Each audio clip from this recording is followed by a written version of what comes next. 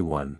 Today I'm sharing a true story about a rainy night, a stranger, and how one small act of kindness changed everything. Let's get started. Chapter 1.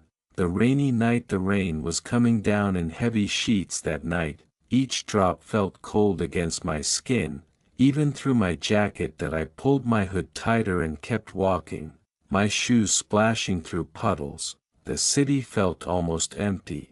Just the sound of rain and the occasional car rushing past. That it had been one of those days where everything felt exhausting. Work had been long, my bus had been late, and all I wanted was to get home, change into warm clothes, and sit under a blanket. But then I saw him. First, I almost walked past. That he was sitting very still near the corner of a closed shop, his back against the wall. Rainwater was running off the edge of the roof and dripping onto him. He had no umbrella, his dark hair was soaked and clung to his face.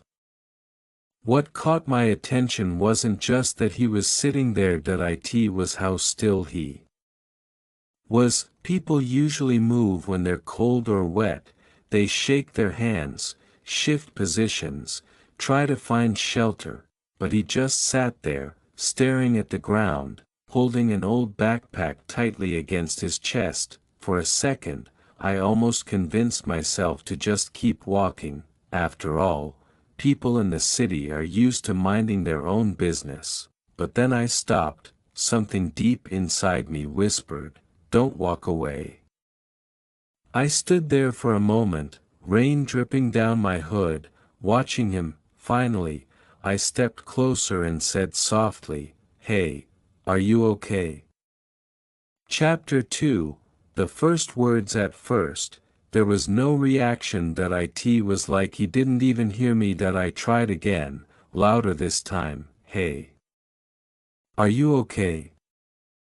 He slowly lifted his head. His eyes were tired, so tired it almost hurt to look at them. When he finally spoke, his voice was rough, like he hadn't talked to anyone all day. "This is the worst day of my life," he said quietly. I just stood there, unsure of what to say. I could have mumbled, "Sorry," and walked away, but something in his voice made me stay. Without thinking too much, I crouched down so I was closer to his level.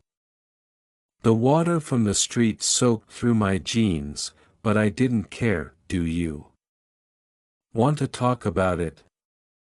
I asked. For a few seconds, I thought he was going to ignore me. He kept staring at the ground, holding his backpack like it was the only thing he had left. Then, very slowly, he nodded. Chapter 3. His story. He started talking very quietly, and I leaned in so I could hear him over the rain. 2 weeks ago, he lost his job. He had moved to this city for that job, left behind his small hometown, his family, everything he knew, just to build a better future. "I was so proud when I got hired," he said. "Looking down, I thought this was it. This was where I'd finally make something of myself. But things didn't go as planned. After a mistake at work, something he said wasn't even completely his fault, his boss called him in and told him he was fired. Just like that, everything he had worked for was gone. First, he tried to stay positive. He applied for new jobs every day, sent out resumes, made calls, but no one replied. Day after day, he watched his savings get smaller. "Last week," he said, "I couldn't pay my rent anymore." He had been sleeping on a friend's couch, hoping things would get better, but that morning, his friend told him he couldn't stay there anymore. He had nowhere to go. "And now," his voice broke, "now I don't know what to do." The words hung in the air between us. I could hear the rain splashing on the pavement, feel the cold wind on my face, but suddenly, none of that mattered. Chapter 4. Dinner. At the diner. I didn't want to leave him sitting there. He looked like someone who had been carrying too much for too long.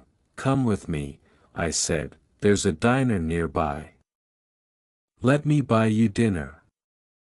He shook his head. No, I can't let you do that, he said quickly, but I smiled and stood up. Come on, I said again, gently, it's just dinner.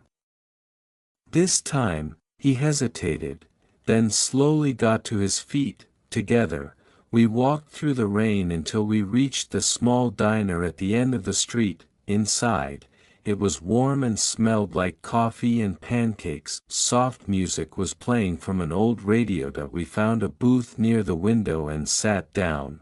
When the food came, he stared at it for a moment like he couldn't believe it was real, then he started eating slowly.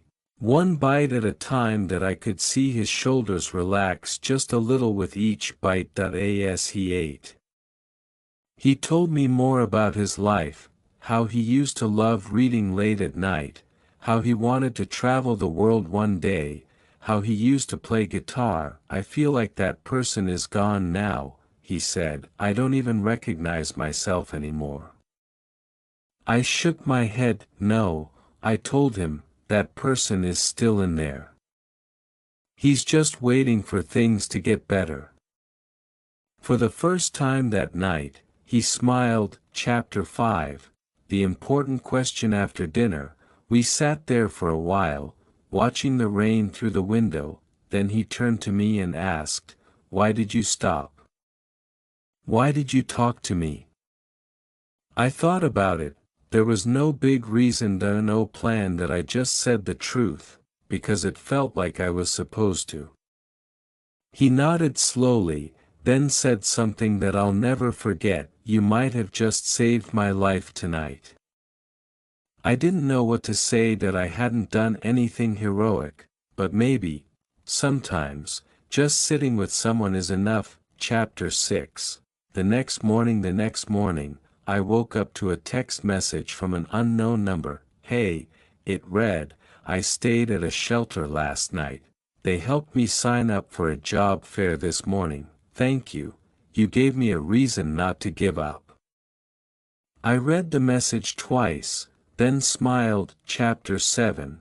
The lesson that night taught me something I'll never forget. Sometimes, the smallest decision, to stop, to ask, to listen, can change someone's entire life. That I thought I was helping him, but in a way, he helped me too. That he reminded me how important kindness is, especially when the world feels cold. You never know what someone is going through, and sometimes, just being there is enough to save them. Chapter 8.